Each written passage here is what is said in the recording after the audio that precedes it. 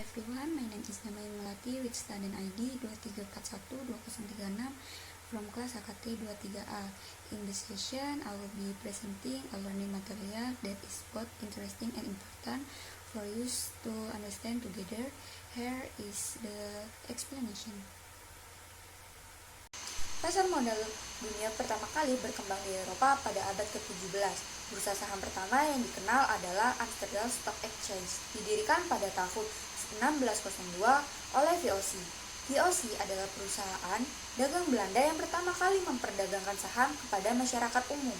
Nah, konsep ini kemudian menyebar ke negara lain seperti Inggris dan Amerika Serikat, yang melahirkan bursa saham besar seperti London Stock Exchange dan New York Stock Exchange. Sejak itu, pasar modal menjadi instrumen penting bagi perkembangan ekonomi global.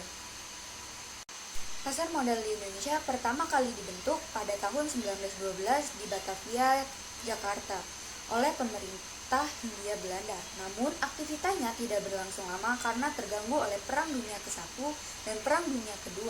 Setelah Indonesia merdeka, pasar modal sempat diaktifkan kembali pada tahun 1952. Namun, belum berkembang karena kondisi ekonomi dan politik yang belum stabil, serta rendahnya minat masyarakat terhadap investasi saham. Pasar modal merupakan salah satu pilar penting dalam sistem keuangan modern yang berfungsi sebagai tempat bertemunya pihak yang membutuhkan dana dan pihak yang memiliki dana.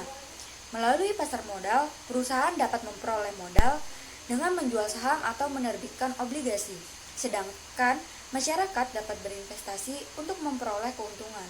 Dengan demikian, pasar modal berperan penting dalam mempercepat pertumbuhan ekonomi dan mendorong pemerataan kesejahteraan. Kebangkitan pasar modal Indonesia dimulai pada era Orde Baru, tepatnya pada tahun 1977, ketika Presiden Soeharto secara resmi mengaktifkan kembali pasar modal dan membentuk Badan Pelaksana Pasar Modal atau BAPEPAM sebagai pengawas utama.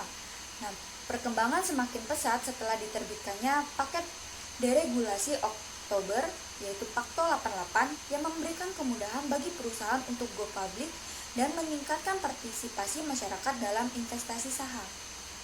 Memasuki era modern, pada tahun 1992 berdirinya Bursa Efek Surabaya yang kemudian bergabung dengan Bursa Efek Jakarta pada tahun 2007 dan membentuk Bursa Efek Indonesia, yaitu yang dikenal sebagai BEI, yang menjadi satu-satunya bursa saham resmi di Indonesia yang kini kegiatan perdagangan saham telah didukung oleh sistem online trading, regulasi yang transparan, dan pengawasan dari Otoritas Jasa Keuangan atau OJK.